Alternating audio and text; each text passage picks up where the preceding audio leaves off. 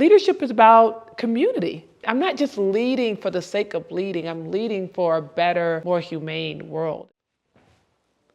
Hi, I'm Dr. Robin Martin. Welcome to Navigating Courage.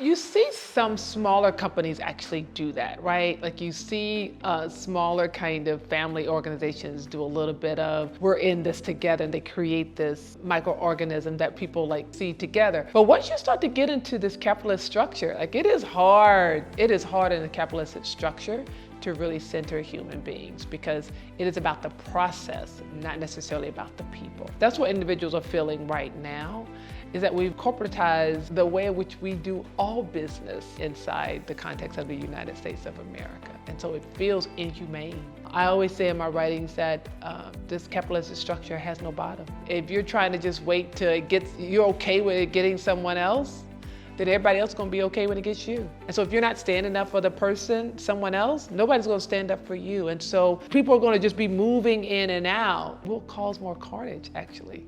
And that's what's actually happened. And that creates greater fear until we start to actually build a community of leaders.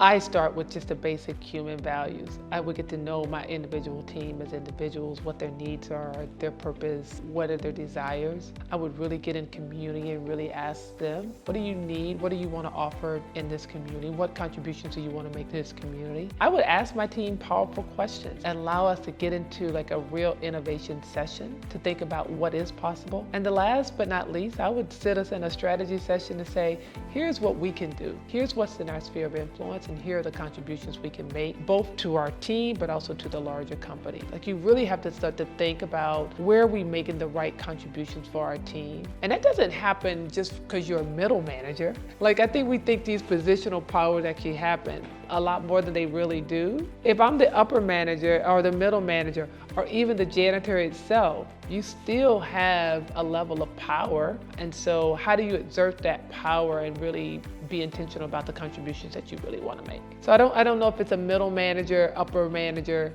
or lower manager. I would say that we all have an opportunity to lead in so many different ways, and that you should take ownership of that leadership. Thank you for joining us for Navigating Courage. Remember to subscribe and like to this humanist way of leading and being. Together, we can change the world.